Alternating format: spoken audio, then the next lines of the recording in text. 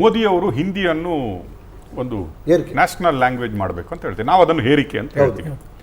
ಆ ಟೈಮಲ್ಲಿ ಸಿದ್ದರಾಮಯ್ಯನವರು ಮತ್ತು ಇದೇ ಡಿ ಕೆ ಶಿವಕುಮಾರ್ ಅವರು, ಕಾಂಗ್ರೆಸ್ ಅವರು ಎಲ್ಲ ಟ್ವೀಟ್ ಮಾಡ್ತಾರೆ, ಖಂಡಿತ, ಇನ್ಕ್ಲೂಡಿಂಗ್ ನಮ್ಮ HDK ಇಂದ ಹಿಡಿದು ಎಲ್ಲರೂ ಟ್ವೀಟ್ ಮಾಡ್ತಾರೆ. ಹೌದು, ಹಿಂದಿಯನ್ನು ಮಾಡಬಾರ್ದು.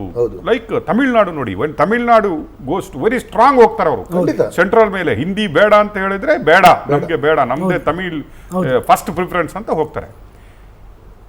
ಆಗ ಮೋದಿಯನ್ನು ಹೀಯಾಳಿಸಿದ್ದು, ಮೋದಿ ಬಗ್ಗೆ ಟ್ವೀಟ್ ಮಾಡಿದ್ದು, ಮೋದಿ ಬಗ್ಗೆ ಬರೆದಿದ್ದು, ಫೇಸ್ಬುಕ್ಕಲ್ಲಿ ಭಾಷಣ ಮಾಡಿದ್ದು. ಇವತ್ತು ಇದೇ ಸಿದ್ದರಾಮಯ್ಯ ಅವರ ಗೌರ್ಮೆಂಟು, ಅದೇ ಡಿ ಕೆ ಶಿವಕುಮಾರ್ ಅವರ DCM ಇರುವಾಗ ಕನ್ನಡ ಹೋರಾಟಗಾರರ ಮೇಲೆ ಇಂಥ ಅಸ್ತ್ರ ಏನಕ್ಕೆ ಅಂತ ಅನಿಸುತ್ತೆ ನಿಮಗೆ? ಇದು ನಮಗೂ ಒಂದು ಎಕ್ಸೆಪ್ಟ್ ಪ್ರಶ್ನೆ ಕಾಡ್ತಾ ಇದೆ. ಈಗ ಸಿದ್ದರಾಮಯ್ಯನವರು ನಾಡಿನ ಬಗ್ಗೆ ಜವಾಬ್ದಾರಿಯಿಂದ ನಡ್ಕೊಂಡಿದ್ದಾರೆ. ಇಂದಿನಿಂದ ನೋಡಿದಾಗ ನಾವು ಡಿ ಕೆ ಶಿವಕುಮಾರ್ ಅವರ ಪಾದಯಾತ್ರೆ ಸಂದರ್ಭದಲ್ಲಿ ನಾರಾಯಣಗೌಡ ಕೂಡ ಭಾಗವಹಿಸಿದ್ದಾರೆ. ಹಿಂದಿ ವಿಚಾರದಲ್ಲಿ ಇವರೆಲ್ಲರೂ ನೀವು ತಾವು ಹೇಳಿದಾಗೆ ಟ್ವಿಟರ್ ಎಲ್ಲ ಮಾಡಿದ್ದಾರೆ. ಆದರೆ ಈ ವಿಚಾರದಲ್ಲಿ ಅವರು ಸರ್ಕಾರಕ್ಕೆ ಕೆಟ್ಟಷ್ಟು ಬರ್ತಾ ಇದೆ, ಈ ಥರದ ಇವ್ರಿಗೆ ಬಂಡವಾಳ ಹೂಡಿಕೆನೇ ಮುಖ್ಯ ಆಗುತ್ತೆ.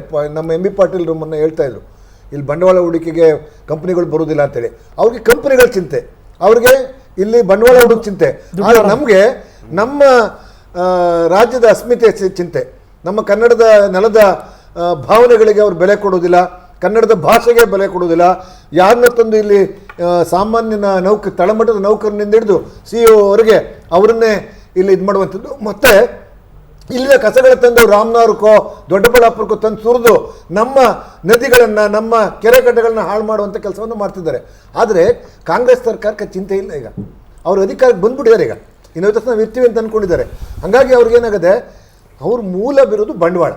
ಈಗ ಸರ್ಕಾರ ಸರಿದೂಗಿಸ್ಲಿಕ್ಕೆ ಹಲವು ಯೋಜನೆಗಳನ್ನ ಅವರು ಕೊಡಲಿಕ್ಕೆ ಬಂಡವಾಳ ಬೇಕು, ಅವ್ರಿಗೆ ಸಾಲ ಬೇಕು. ಅದಕ್ಕೆ ಅವರು ಇಲ್ಲಿ ಬ್ರಾಂಡ್ ಬೆಂಗಳೂರು ಹೊಡೆದಾಟ ಅಂತಂದರೆ ಎಲ್ಲೋ ನೆರೆ ತಮಿಳ್ನಾಡಿಗೋ ಆಂಧ್ರಕ್ಕೋ ಹೊಂಟೋಗ್ತದೆ ಅಂತನ್ನುವಂಥ ಆತಂಕ ಅವ್ರದ್ದು. ಇಲ್ಲಿ ನಾಡಿಗೋಸ್ಕರ ಏನಾಗ್ತವೆ ಅಂತ ಒಂದು ಪ್ರಜ್ಞೆ ಅನ್ನೋದು ಅವ್ರು ಕಾಡ್ತಾ ಇಲ್ಲ ಅವ್ರಿಗೆ. ಇದು ಭಾಳ ನೋವಿನ ವಿಚಾರ. ತಾವೇಳು ಮತ್ತು ಹಿಂದಿ ವಿಚಾರದಲ್ಲಿ ಎಲ್ಲ ನಾಡಿನ ಪ್ರಜ್ಞಾವಂತರು ಮತ್ತು ರಾಜಕಾರಣಿಗಳು ಟ್ವೀಟ್ ಮಾಡಿದ್ರು, ರೋಸಾವೇಶವಾಗಿ ಮಾತಾಡಿದ್ರು. ಅವತ್ತು ಅದೇ ಹಿಂದಿ ವಿಚಾರದಲ್ಲಿ ಈಗ ಅವರು ಮೌನವಾಗಿದ್ದಾರೆ.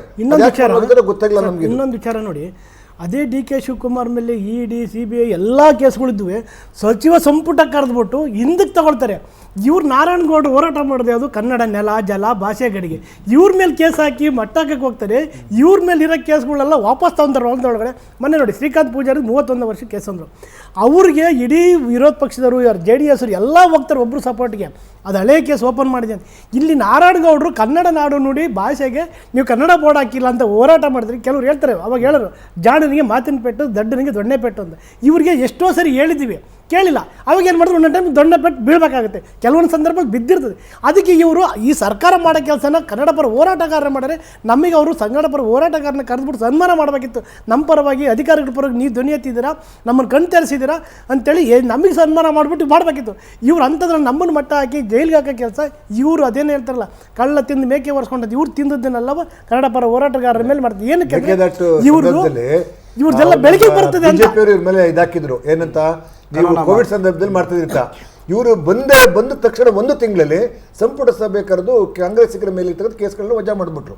ಆದರೆ ರೈತ ಪರವಾಗಿ, ಕನ್ನಡ ಪರವಾಗಿ, ದಲಿತರ ಪರವಾಗಿ, ಕಾರ್ಮಿಕರ ಪರವಾಗಿ ಹೋರಾಟ ಮಾಡಿದಂಥ 1000ಕ್ಕೂ ಹೆಚ್ಚು ಕೇಸ್ಗಳು ಇವತ್ತು ಇದ್ದಾವೆ. ಪ್ರತಿ ತಿಂಗಳು ಕೇಸ್ಗಳಿಗೆ ನಾವು ಅಲಿತಾ ಇದ್ದೀವಿ. ಕೋರ್ಟ್ ಫೀಯಿಂದ ಹಿಡಿದು ಕೋರ್ಟ್ ಹತ್ರ ನಮ್ಮ ದಿನವಹಿ ಚಟುವಟಿಕೆಗಳು ನಡೀತಾ ಇದೆ. ಅದ್ರ ಬಗ್ಗೆ ಜವಾಬ್ದಾರಿ ಇರುವಂಥ ಸರ್ಕಾರ ಕನ್ನಡ ಪರ ಹೋರಾಟಗಾರರ ಮೇಲೆ ಹಾಕಿರುವಂಥ ಕೇಸ್ಗಳನ್ನ ವಾಪಸ್ ತಗೋಬೋದಾಗಿತ್ತು. ಅದೇ ಬಾಂಬೆಲಿ ಅದಿದೆ, ನಾಡು ನುಡಿಗೋಸ್ಕರ ಬಾಲ್ ಠಾಕ್ರೆ ಅವರು ಮಾಡಿದಂಥ ಹೋರಾಟದ ವಿಚಾರದಲ್ಲಿ ಅಲ್ಲಿನ ಸರ್ಕಾರಕ್ಕೆ ಬದ್ಧತೆ ಇದೆ. ಆದರೆ ಕರ್ನಾಟಕದಲ್ಲಿ ಏನಾರಾಗಲಿ ಹೋರಾಟ ಆಗಬಾರ್ದು. ಅವ್ರು ಸರ್ಕಾರ ಇದ್ದಾಗ ಹೋರಾಟ ಆಗಬಾರ್ದು.